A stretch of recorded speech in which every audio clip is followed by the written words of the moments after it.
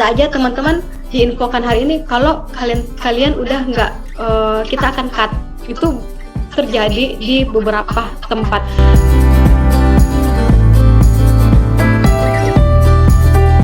Bismillahirrahmanirrahim. Alhamdulillah untuk karir setelah selesai dari S2 di Jepang, di S1 aku nggak pernah bekerja. S1 itu selesai S1 2014, aku nganggur selama setahun. Sebenarnya nggak nganggur sih, mempersiapkan pendaftaran beasiswa selama setahun itu sambil aktif di organisasi yang namanya ISEC. Nah setelah itu di 2015 lulus S2, dan baru setelah lulus S2 aku mulai masuk ke dunia kerja. Nah posisi pertamaku itu product manager di Microsoft. Nah produk yang aku develop itu namanya Rinna.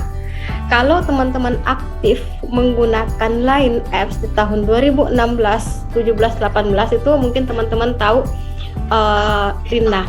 Nah, Rinna itu artificial intelligence yang dikembangkan oleh Microsoft Development Jepang dan mereka expand ke Indonesia. Nah, apa yang aku lakukan pada saat itu? Pertama adalah membuat model karakternya, karena dia adalah chat based.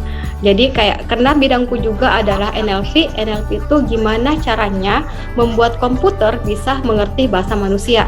Contoh kayak Google Translate atau Google itu sendiri, yang semua computational yang berhubungan dengan teks.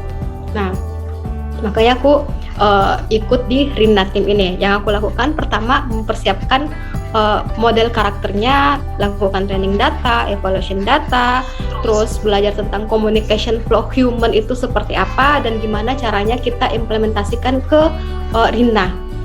Terus ada gamification feature sama promotion our advanced technology. Advanced technology itu contoh misalnya musik dan image generation, dimana Rinna itu bisa membuat gambar dari inputan teks. Misal gambar bunga di taman, imajinasi bunga aku bisa aja bunga matahari, bunga Kak Devi bisa aja mawar. Nah Rinna juga punya imajinasi gambar bunga itu seperti apa. Nah kemarin salah satu hal yang kita lakukan untuk promote our advanced technology ini, kita bekerja sama dengan salah satu modest fashion designer Mbak Ria Miranda di Indonesia untuk membuat 4 jenis hijab ini. Itu kurang lebih yang aku lakukan selama di Rinna, baik saat magang ataupun udah mulai kerja di Indonesia. Terus selanjutnya ada karakter platform. Jadi Rinna itu dia bisa ngobrol, style ngobrolnya itu kita bisa lihat, oh dia ini masih anak-anak, masih remaja, apakah laki-laki atau perempuan. Jadi kayak chatbot lah. Kalau teman-teman mungkin nggak kenal Rinna, mungkin tahu SimSimi. Terus ini generate, misal kita input text yacht is beautiful, a beauty of life, nah dia akan generate gambar seperti ini. Nah ada juga nih song generation. Song generation itu gimana caranya komputer untuk bisa berbicara dengan menggunakan bahasa Indonesia atau bahasa manusia. Nah untuk saat itu aku nggak tahu kalau sekarang, tapi pada saat dulu itu yang kita fokuskan adalah bahasa Cina dan bahasa Jepang. Mungkin aku bisa showcase salah satu contoh yang dilakukan untuk yang musik. Nah, kalau di musik itu bahkan ketika kita musisi itu ingin membuat lagu, ada dulu nih kayak contohnya, si pembuat lagu dulu bikin contohnya, baru dinyanyikan oleh si penyanyinya tersebut. Nah, contoh ini adalah masih suara manusia. Ini udah robot, ini udah Rinna. Nah ini ketika dibuat dalam lagu. Untuk di Jepang sendiri, Rinna ini udah kayak artis virtual. Jadi dia kayak udah bisa menyanyi, udah ada konser, udah ada penggemarnya juga. Nah kurang lebih seperti itu yang gambaran yang aku lakukan di Rinna. Terus biasanya yang bertanya, terus kenapa keluar dari Microsoft, keluar dari Rinna yang advanced teknologinya in future banget nih, AI banget, machine learning banget, dan memilih untuk join ke startup? Alasan utamanya karena walaupun di sini mungkin advance teknologinya, tapi ternyata bisnis tersebut belum bisa diterima di Indonesia. Masih banyak orang yang tidak sanggup untuk beradaptasi dengan AI. Untuk chatbot, belum banyak orang yang mau ngobrol sama chatbot, dan ruang gerak kita terbatas, hanya sebatas line apps ini, terus hanya terbatas di texting aja, walaupun di belakangnya itu advance teknologinya lumayan advance. Nah, aku memilih pindah ke startup karena pengen tahu di startup itu pengen yang stakeholdernya lebih gede, terus pengen yang kita ada UI UX-nya, ada desainnya, terus ada risetnya. Nah, itu yang kenapa aku nggak sampai memutuskan untuk berpindah dari Rinna ke Yummy. Nah, di Yummy ini produk yang aku develop itu ada 2 yang bisa memberikan impact ke bisnis. Yang pertama adalah promotion engine, terus yang kedua adalah omnichannel apps. Promotion engine itu untuk mengatur campaign atau promotion yang dibikin oleh perusahaan, kayak dan kita bisa tracking dalam bulan ini kita ada promo, kita udah mengeluarkan sekian juta rupiah untuk melakukan promotion, revenue-nya yang masuk ada seberapa impactful promotion yang udah kita bikin kemarin. Nah, ini untuk yang promotion engine.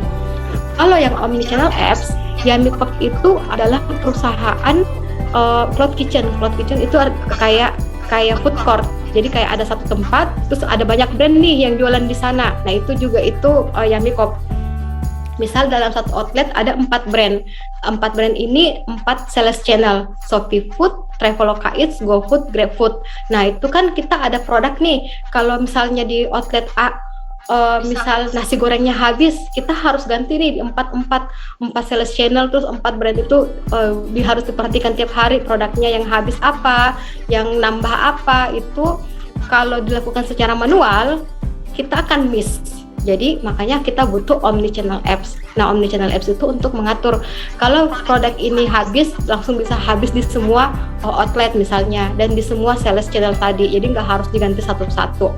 Itu contoh omnichannel. Nah, itu kurang lebih yang aku lakukan selama berkarir kurang lebih 4 tahun sebagai product manager. Kalau misalnya masih ada yang bingung product manager itu apa? Product manager itu adalah orang yang berdiri di tengah-tengah di antara user atau customer dan di antara perusahaan. User ini memiliki problem ataupun pain point ataupun keinginan. Nah, perusahaan memiliki service atau value yang diinginkan oleh user untuk solving problemnya user. Nah, user akan pakai service atau produk ataupun jasa dari perusahaan, dengan timbal baliknya memberikan uang kepada perusahaan tersebut berupa revenue. Nah, si product manager ini yang harus memastikan kalau pertukaran value antara perusahaan dengan customer ini tetap terjadi. Yang kayak si perusahaan, dia yang harus memastikan kalau produk yang dikembangkan oleh perusahaan ini tetap memberikan impact dan value yang diinginkan oleh si customer tersebut atau si user tersebut.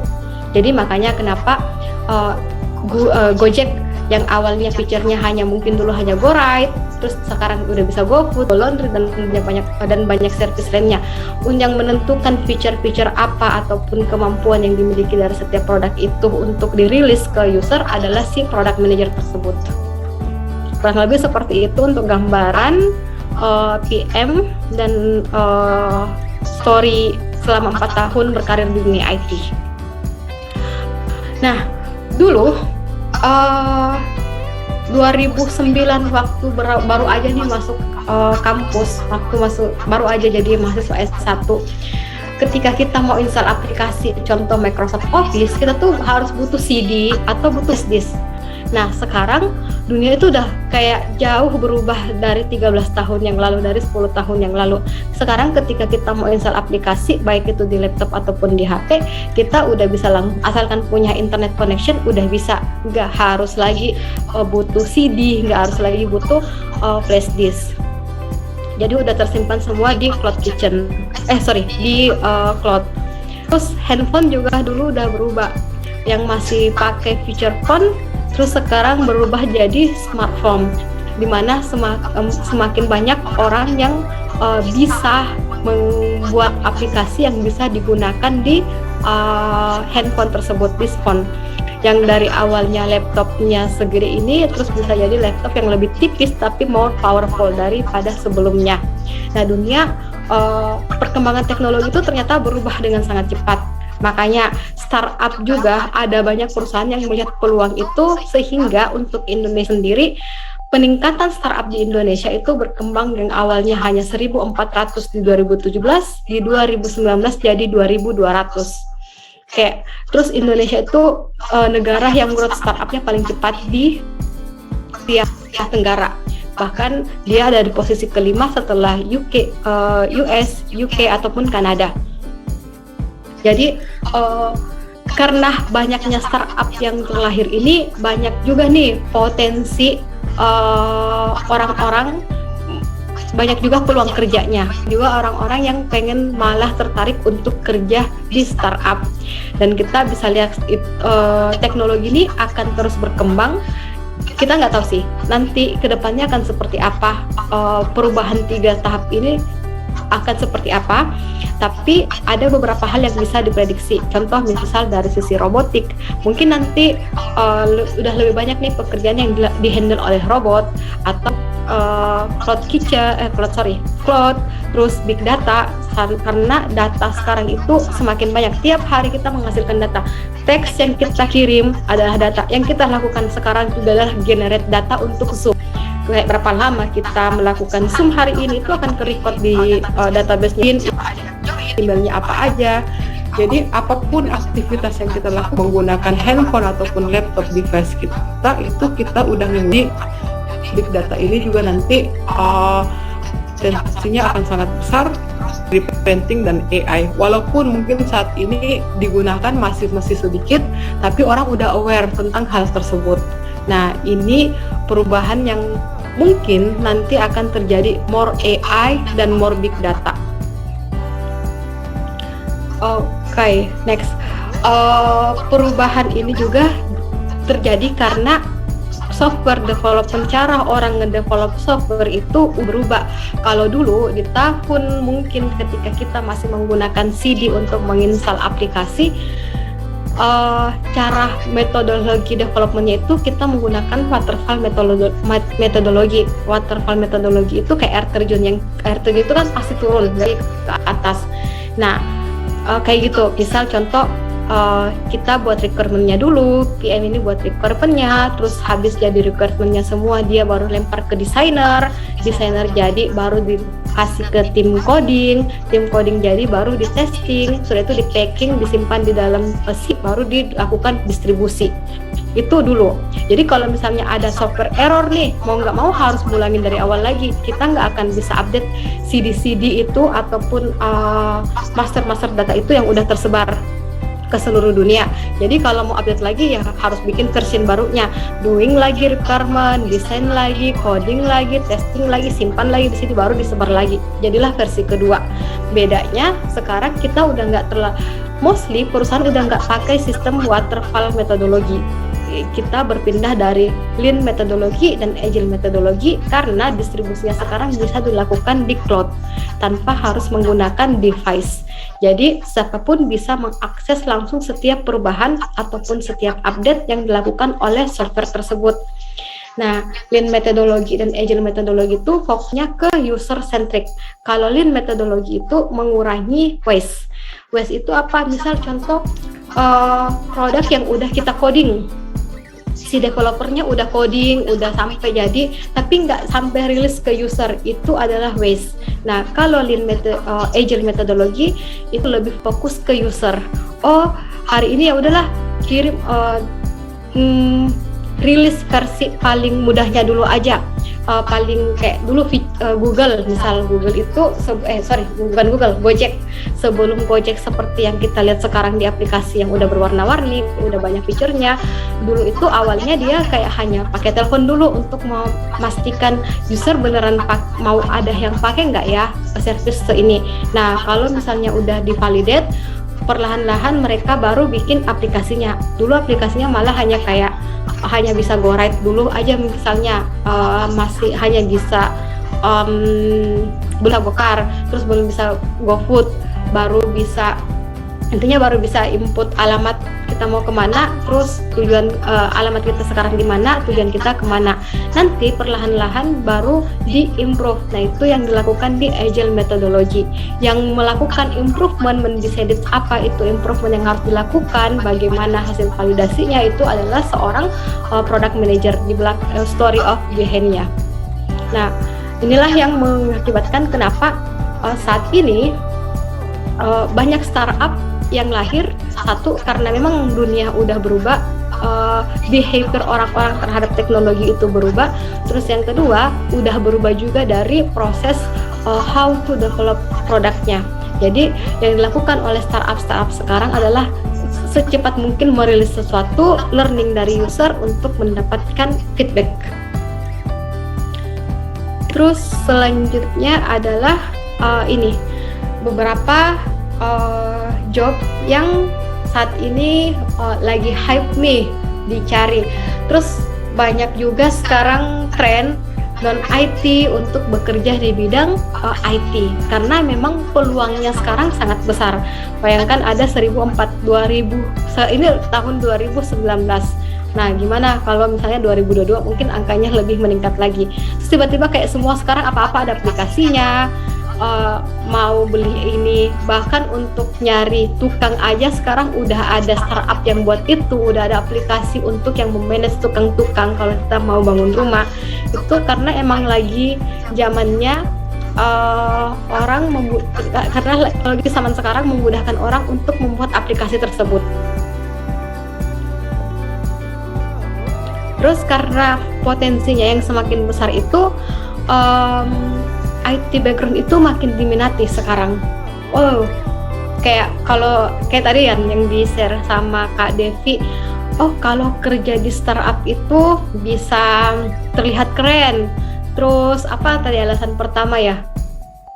Alasan kedua gaji. Alasan pertama itu apa tadi? Aku lupa. Wait.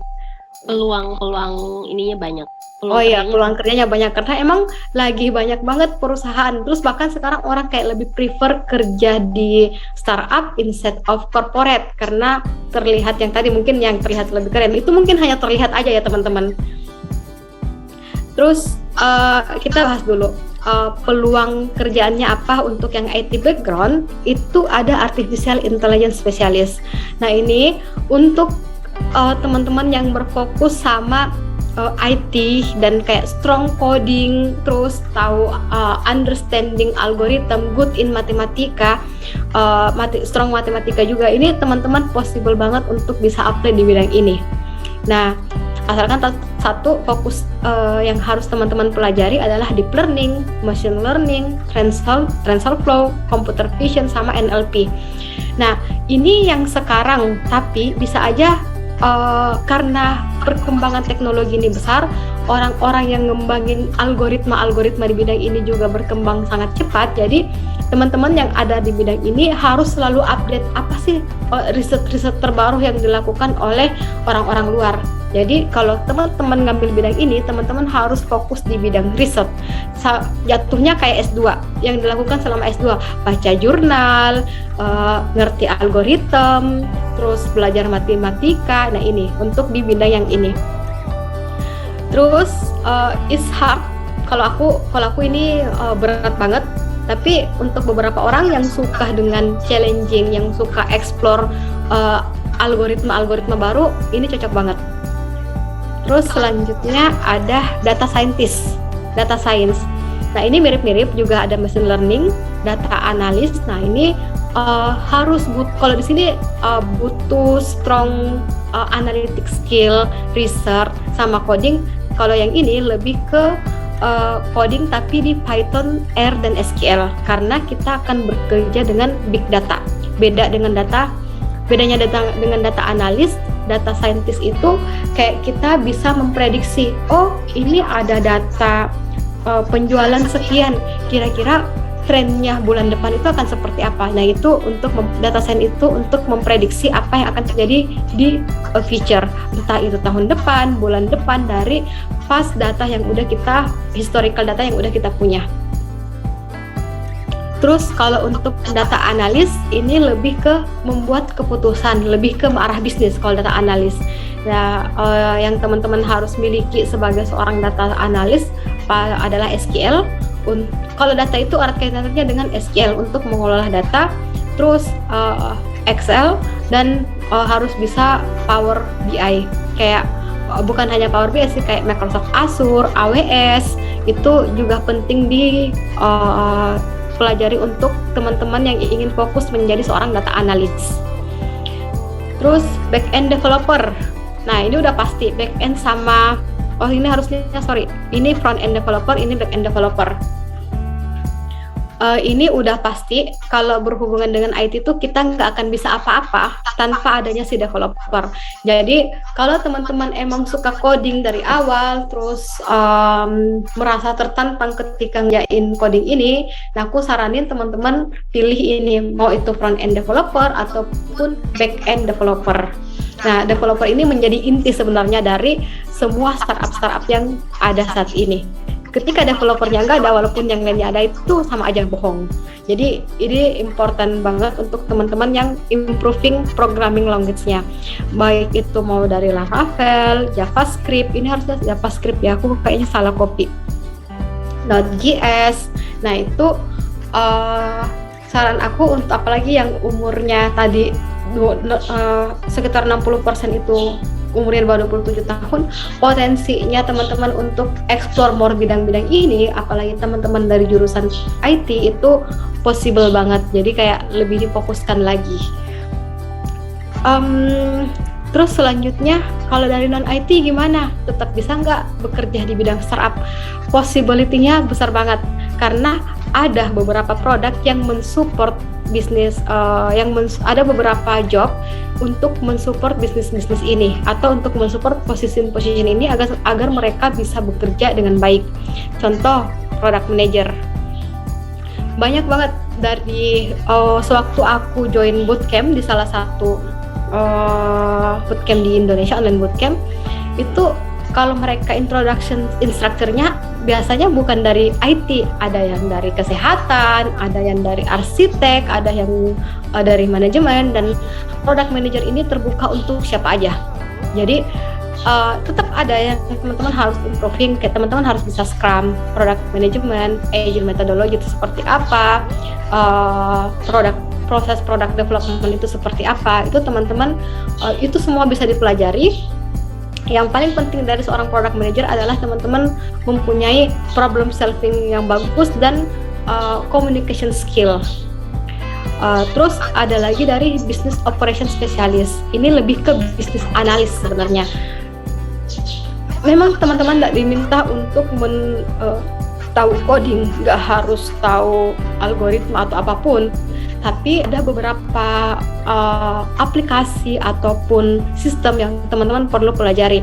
Contoh bisnis alat, Salesforce, Tableau, bisnis proses itu seperti apa. Nah, ini lebih ke orang bisnis, tapi siapa aja pun sebenarnya bisa. Yang jelas teman-teman punya bisnis analitik yang bagus. Terus selanjutnya adalah software quality assurance. Ini lagi hype juga. Jadi setelah product manager banyak juga nih yang menjadi QA, kita istilahnya QA, orang-orang yang mentesting apa yang udah dilakukan atau apa yang udah dibuat oleh developer. Misal contoh kerjasama antara product manager, dev, QA, dan UI designer ya. Contoh misalnya product manager yang nentuin, kita akan rilis feature ini karena user punya problem ini. Terus si PM bikin requirement-nya, terus habis itu dev-nya atau istilahnya engineering-nya yang akan melakukan coding, ngelihat nih requirement yang udah dibuat oleh si PM. Kalau udah jadi, yang akan melakukan testing adalah QA, bukan si PM. Nah, QA ini yang melakukan testing, udah sesuai belum ya udah sesuai belum ya yang dibuat oleh tim developer ini dengan requirement yang dibuat oleh PM. Nah, cara testingnya bisa pakai katalon, terus atau bisa juga manual testing. Tapi yang paling penting teman-teman itu harus bisa membuat test case. Test case itu seperti apa? Jadi bukan hanya negatif case, tapi juga bukan hanya positif case, tapi juga negatif case. Positif case itu apa? Contoh misal ketika teman-teman buka Instagram, terus pilih upload, pilih upload dan ternyata bisa ke upload nih, sukses upload, itu positif case, pilih gambar. Tapi kalau misalnya negatif case, teman-teman pilih upload gambar, terus ternyata situ bisa dari devnya masih ada bug, dia misal mengizinkan user untuk upload dokumen juga bisa. Nah itu artinya contoh salah satu test case yang dilakukan oleh si QA. Pokoknya QA itu ngetes yang dikerjakan developer, karena developer itu biasa dikasih requirement apa, yang dibikin apa. Nah yang tes itu harusnya si QA ini. Terus selanjutnya ada UI UX designer. Nah ini tidak ada coding sama sekali. Kalau ini mungkin masih ada kayak analitiknya. Kalau ini lebih ke desain, yang nentuin tombolnya ada di mana, yang nentuin warnanya akan menggunakan apa, jenis fontnya apa, itu adalah si UI UX designer. Nah 3 tim ini, product manager, dev, QA dan designer, mereka dalam satu tim biasanya kalau dari sisi product development. Terus data analis dan data science ini juga satu divisi, tim data biasanya. Terus kalau business operation sama ini di bawah customer, ini juga satu divisi dari sisi bisnis lah. Nah yang terakhir adalah customer success specialist. Ini untuk lebih ke perusahaan yang B2B. B2B itu bisnis dari perusahaan kita adalah bukan individual, tapi per Google Maps. Google Maps itu B2B dengan integrasi Google Maps dalam aplikasi, bisa cari alamat di aplikasi Google. B2B, B2C adalah ketika teman-teman secara. Nah biasanya yang butuh customer success B2B untuk tahu dengan lain, sehingga mereka tetap menggunakan produk kan. Nah kurang sebenarnya masih paling saat ini potensi untuk ini dari LinkedIn Indonesia. Bisa dilihat datanya di 10. Nah aku bagi 2, 5 dari background IT dan 5 IT. Makanya untuk yang non IT banyak banget nih potensinya, masih kurang, masih ada gap antara yang dimiliki oleh individual untuk memenuhi kebutuhan yang ada di startup ini. Jadi saat ini teman-teman mungkin udah familiar, banyak banget bootcamp online kayak belajar product manager, bootcamp untuk jadi UI UX designer, itu udah bootcamp khusus untuk jadi kayak QA, itu udah banyak banget sekarang. Jadi teman-teman kalau mau improving skill-skill yang ada di sini bisa ikut online bootcamp tersebut, dari yang gratisan sampai yang berbayar juga sekarang banyak banget di potensinya.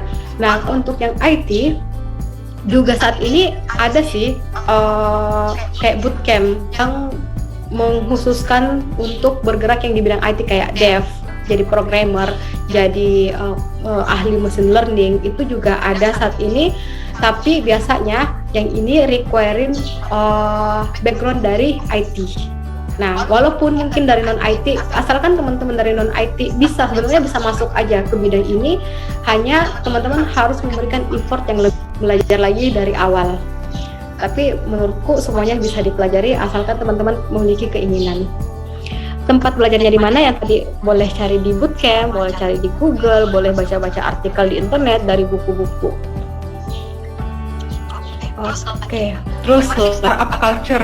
Tadi ada yang bilang, terlihat keren. Kayak emang sih dibandingkan, aku membandingkan dengan corporate misalnya atau PNS yang udah fix nih. Ketika kita udah jadi pegawai di sana, yang kita kerjakan seperti apa. Kalau mungkin startup itu perannya dengan corporate ataupun lembaga pemerintah atau PNS. Ada sisi positif dan negatifnya masing-masing. Kalau misalnya di startup itu environment-nya kita lebih terbuka, kayak tidak ada meja khusus, terserah kita mau kerja dari mana aja. Kayak apalagi sekarang pandemi, bahkan sebelum pandemi aku udah menerapkan WFH. Dulu waktu di Microsoft, kalau habis nyuci aku nggak mau ke kantor karena kalau hujan nggak ada yang angkat kan cucianku, kayak gitu dulu. Nah, after pandemi sekarang justru malah makin aware nih orang tentang work from anywhere, work hybrid environment yang WFH cuma satu kali, terus 4 harinya itu WFH itu possible. Nah, kalau mungkin di PME di corporate itu mengharuskan teman-teman masuk, ada isi absen. Nah, kalau kita biasanya tuh nggak ada absen, kayak kita nggak peduli orang itu mau on time atau enggak selama kerjaannya itu selesai. Jadi yang dinilai itu ketika teman-teman masuk ke dunia startup adalah kualitas dari kerjaan teman-teman, bukan rutinitas yang teman-teman lakukan. Itu bedanya beberapa. Terus misal hierarki di startup, kita nggak ada hierarki, kita boleh aja membantah CEO, idenya CEO kita. Misalnya CEO minta begini, tapi hasil riset kita tidak sesuai nih dengan apa yang dikatakan CEO, kita bisa bilang itu nggak sesuai dengan yang ada di market, dan kita masih bisa berdebat. Idenya bisa datang dari siapa aja. Tapi kalau di corporate, aku nggak tahu juga kalau di corporate ataupun PNS, karena aku belum pernah experience di corporate ataupun PNS. Mungkin ada hierarki yang kita atasan kita siapa yang kita nggak bisa bantah nih dia, kayak gitu, kayak ngikutin aja arus yang akan dikasih. Nah, kalau di startup itu lebih variatif, itu nggak ada hierarki sama sekali. Dan tadi nggak ada juga batasan umur, bener banget. Untuk yang di atas 40-an tahun, kayak pindah kerja di umur 45 tahun, di umur 40 tahun di startup itu biasa aja. Mungkin kalau di corporate udah kayak wah udah terlambat nih, udahlah terus sekali di sini aja. Nah, kalau di startup teman-teman masih bisa nih pindah-pindah perusahaan. Terus pindah-pindah perusahaan, umur tidak menjadi masalah di startup selama teman-teman punya skill, selama teman-teman bisa memberikan impact ke perusahaan tersebut. Impact itu ya tadi teman-teman bisa melakukan pekerjaan secara dengan baik, dengan kualitas yang baik. Terus yang tadi work hours udah, terus creativity work yang tadi lebih kreatif karena lebih banyak orang yang bisa berpikir. Terus kita nggak terbatas karena teknologi itu juga berkembang, bisa aja ide kita hari ini besok udah nggak berlaku lagi karena saking cepatnya teknologi itu berkembang. Terus yang tadi masalah pindah-pindah perusahaan, kalau di PNS mungkin ketika jadi PNS ya udah teman-teman akan sampai pensiun nih di sana. Kalau di startup teman-teman mungkin coba deh selama 6 bulan ternyata nggak serak, bisa pindah, bisa aja, dan itu wajar. Dan biasanya startup ya kayak pindah di bawah 1 tahun, belum cukup setahun, itu masih oke lah, masih nggak apa-apa, masih mereka menerima. Jadi startup lebih fleksibel ketika meng-hire seseorang instead of yang corporate. Hanya ada sisi negatifnya. Kalau mungkin terlihat keren, gajinya mungkin tinggi, tapi teman-teman harus sadar, kerjaan teman-teman hari ini bisa aja hilang besok. Kalau teman-teman daftar jadi corporate, jadi PNS, teman-teman udah terpilih sampai hari tua. Udah jelas walaupun rutinitas kalian seperti itu yang dilakukan sama aja, kalian udah tidak terlalu mengkhawatirkan masa depan. Tapi kalau di startup, teman-teman akan kayak bisa aja tiba-tiba perusahaannya tutup, udah nggak ada lagi investor, nggak ada lagi user, atau bisa jadi mereka melakukan efisiensi pegawai. Bisa aja teman-teman diinfokan hari ini kalau kalian udah nggak, kita akan cut. Itu terjadi di beberapa tempat. mungkin ada yang baca Xenios mengkat beberapa 200 pegawainya. Nah, itu hal umum juga terjadi di perusahaan. Jadi kita yang bekerja di startup itu selalu beranggapan pekerjaan kita hari ini bisa aja hilang besok. Jadi nggak ada jaminan kita akan tetap di sini, dan nggak ada jaminan perusahaan mempertahankan kita. Tapi yang teman-teman harus lakukan adalah satu, do the best, kayak lakukan hal terbaik yang bisa kalian berikan di perusahaan. Karena ketika nanti ada efisiensi pegawai, mereka akan memilih nih siapa yang bisa mereka pertahankan dan siapa yang enggak. Itu kita sebagai pegawai juga sadar kalau ya ketika di-cut emang lagi perusahaan lagi nggak bisa banget nih meng-hire kita lagi atau nggak bisa continue mempekerjakan. Feeling ketika di-cut, karena kita udah aware dari awal. Yang nggak suka challenging atau yang pengen udah runit nggak masuk di dunia startup, karena setiap hari teman-temannya gimana cara dapat performance-nya teman terbaik di pekerjaan. Terus yang kedua, jangan berhenti belajar. Kenapa biasanya ada yang nanya, aku udah jadi PM di Microsoft selama 3 tahun, terus kenapa masih emang teknologi itu dan apa ya, nggak boleh berhenti belajar. Kita berhenti belajar, kita sudah merasa di zona nyaman. Wah, bisa digilas nih sama orang-orang yang baru dan inovatif. Nah, ya, terus yang kedua, improving skill. Harus di sini kan ada beberapa skill menurut teman-teman bisa teman-teman implementasikan. Semakin banyak skill yang teman-teman punya, semakin besar potensi teman-teman untuk bisa di dunia startup.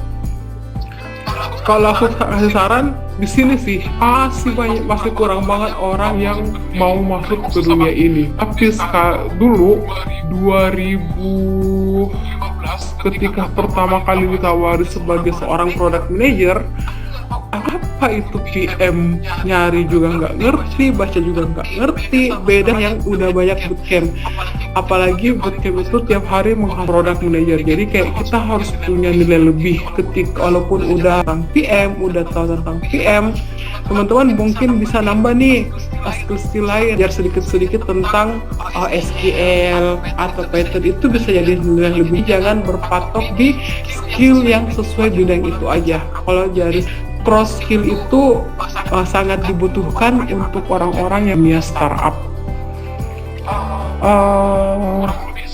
Tuh kayaknya ya udah. Thank you. Belum, mungkin kita ada tutup. Kita ada pertanyaan nih dari Kak Ana. Silakan Kak Ana. Baik, sekali lagi terima kasih atas kesempatannya. Nah, yang pertanyaan saya Kak, sebagai product manager itu Kak, apakah kita harus menguasai semuanya Kak? Karena kan kita dalam satu tim itu seperti Kak Emi bilang, kita ada programmer, desain, dan QA. Apakah kita juga harus tahu ilmu tentang job tersebut? Nah, yang kedua itu untuk ngelamar intern atau magang ke Microsoft sebagai PM, mungkin apakah skill yang harus kita tunjukkan ke CV kita supaya kita itu bisa di-accept gitu Kak sebagai intern di Microsoft. Kemudian saya akhir-akhir ini tuh Kak pernah ikut course tentang teknologi, kemudian product management dan project management juga, dan aku rasa mulai nyaman dan suka di bidang tersebut. Nah, sekarang juga aku seorang business owner. Nah, yang aku bingung ini Kak, apa sih sebenarnya job yang bagus aku pilih untuk aku, karena aku itu suka bisnis, teknologi, data juga, desain, dan project management juga Kak. Terima kasih Kak, itu aja. Oke, makasih Ana. Tadi Silakan langsung Kak Emi. Oke, tadi yang pertama tentang apakah PM itu harus tahu ngoding, harus tahu ngedesain, harus tahu testing. Jadi benar, PM itu berdiri di antara semua tim. Jadi kayak dia yang ngelit apa yang akan dikerjakan si dev, terus dia yang ngelit apa yang akan dikerjakan oleh si desainer, dan dia yang ngelit apa yang akan dikerjakan QA. Tapi teman-teman kalau jadi PM nggak harus tahu sampai dalam-dalamnya. Setidaknya teman-teman tahu ketika mereka berbicara, ketika ngobrol dengan developer, terus mereka ngobrolin masalah endpoint, API, itu teman-teman tahu maksudnya apa. Jadi nggak harus tahu gimana cara membuat API, tapi teman-teman tahu konsepnya API seperti apa. Contoh kalau dengan tim desainer, dengan tim developer. Terus kalau dengan tim desainer, teman-teman nggak harus desainnya serapi, yang bisa rapi. Untuk apa teman-teman bisa desain kalau ada tim desain kan? Fokusnya teman-teman adalah teman-teman bisa menyampaikan ke tim desainer user flow seperti apa sih yang teman-teman ingin create. Teman-teman bisa sampaikan pain point-nya user sehingga si desainer ini mengerti apa yang harus mereka buat. Jadi teman-teman bisa bikin wireframe, tapi tetap nanti yang akan ngedesain di akhir adalah si desainer ini. Jadi tadi jawabannya nggak harus bisa, nggak harus tahu sampai detail, nggak harus expert, tapi teman-teman bisa nyambung ketika ngobrol dengan dia. Cara bisa nyambungnya gimana? Ya tetap harus belajar itu, walaupun nggak spesifik, setidaknya tahu konsep lah. Nggak harus tahu praktek orang PM. Terus tadi yang kedua untuk program Microsoft, Microsoft itu bumbukah program magang, dan teman-teman sebenarnya siapa aja bisa daftar, bahkan yang kayak program magang di Microsoft luar negeri pun sebenarnya teman-teman bisa daftar. Silahkan, tapi itu bisa langsung dicek di karir.net, dan bisa juga kalau di Indonesia sepertinya program magangnya ada, tapi dia nggak fokus ke teknologi, karena Microsoft Indonesia fokus ke sales, tidak ada development itu hanya negara tertentu. Nah sayangnya Indonesia itu lebih ke sales dan marketing. Jadi ke teman-teman ingin jadi pegawai magangnya itu bisa ke bidang itu, sales ataupun marketing. Terus skill apa yang harus itu depend on apa kebutuhannya. Kalau adalah seorang PM, yang harus teman-teman fokuskan adalah experience bisa highlight yang berhubungan dengan PM. Entah itu ketika teman-teman memanage organisasi, kalau misalnya belum ada experience kerja sebelumnya. Terus kalau misalnya sales, mungkin ketika teman-teman menjadi panitia dan melakukan kayak marketing tentang proyeknya teman-teman, itu possible aja. Hanya memang informasi magang itu tidak khususnya untuk Microsoft mungkin tidak terlalu terbuka. Dan kalau menurut aku nggak harus di Microsoft, banyak perusahaan yang membuka peluang magang. Contoh di Yani kemarin kita juga buka peluang magang untuk mahasiswa, dan itu ada sekitar 10 orang yang ikut dari kita. Jadi nggak harus yang high level company dari experience.